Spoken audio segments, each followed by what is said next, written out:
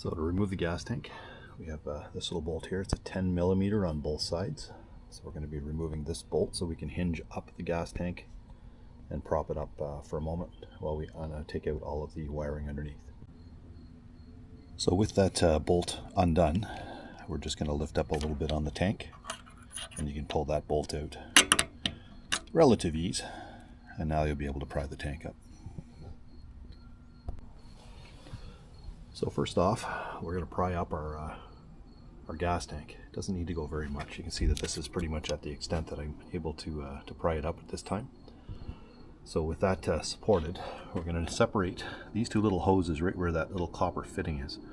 And all you need to do is to just basically twist it against itself. It's literally just a little rubber hose on a little brass fitting that's going to pull apart without any tools.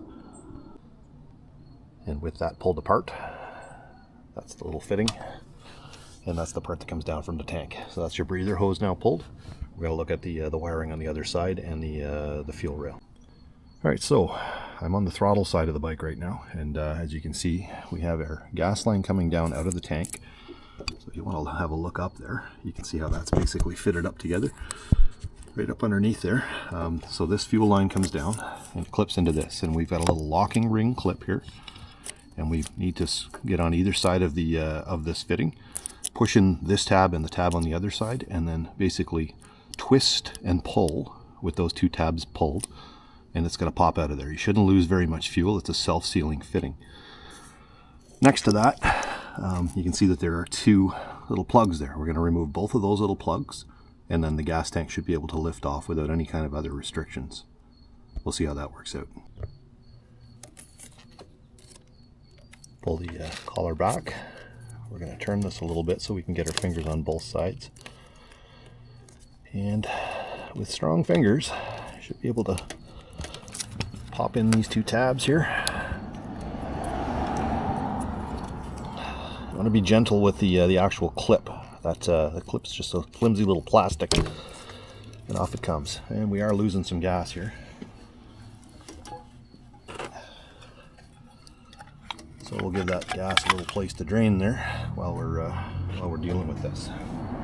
Yeah, cat food container. I'm a very technical mechanic here.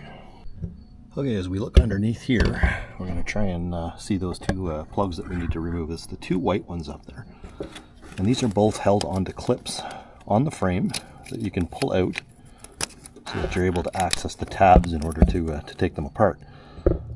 And these are just your standard fittings. Once again, if you don't know how to undo one of these fittings, maybe this project isn't for you. But you just depress the tab, pull the fittings apart, and once those two are off, we should be able to grab that tank and bring it somewhere else for storage. Alright, with all of our fittings removed, now all we got to do is lift the tank up, pull it back, take it off, set it somewhere nice. Definitely don't want to put it down on anything that's going to scratch it up. We'll have a look at the underside of that fuel tank a little bit later. So with the tank off, we have our, these are the two sending units that go to the fuel tank. And that's our fuel rail, which is where our fuel fitting fit on. And that's what our gas tank pivots on up here. This is a little rubber stopper. Real easy to take off. All you need to do is just lift it, pull it out of place. Underneath our fuel tank, this is what we're looking at here. You can see where the those two little rubber mounts meet. So when you put it back on, you want to rest those two little rubber mounts on the bike into those two little slots and put all your stuff back on. This fuel line does leak a little bit, not a lot, so have something ready to capture a little bit of that oil. A little bit of that gas. We're down to the extreme danger prop now, empty gas canister. So we put this fuel line back on.